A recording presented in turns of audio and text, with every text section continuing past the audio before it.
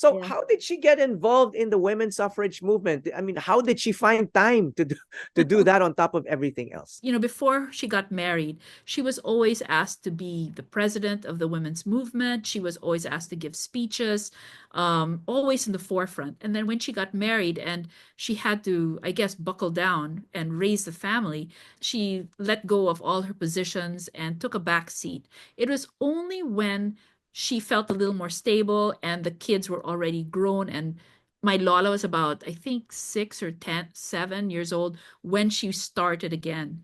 I guess those first early years were so hard because, it was shock. Her husband was amputated. She had to sell her house.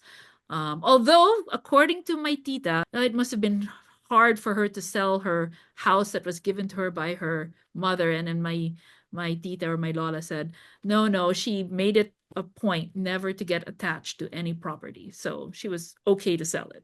Very, very practical. Anyway, so it was only in her later years in her marriage, after she felt stable, was that she started getting active.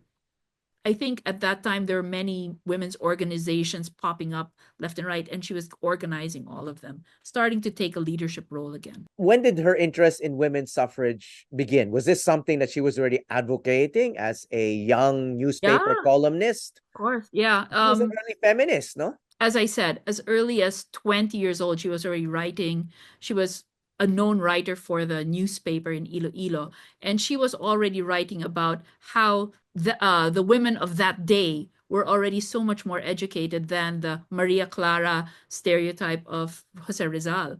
More engaged, more interested in communities. As soon as her family was stable, she got back into public speaking. She got back into writing.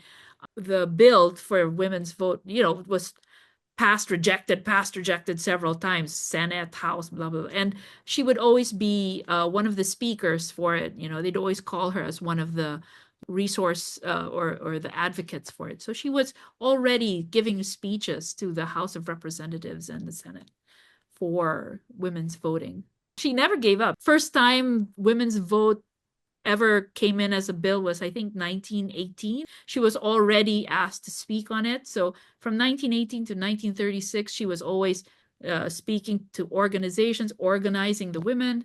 So you can imagine at 1937, when it finally passed, she must have been so happy. And I remember one of the anecdotes was that she found out that there was a nationwide plebiscite, right, about women, that we had to vote. And Iloilo gave in the second largest number of yes votes, and she was like, that's my hood.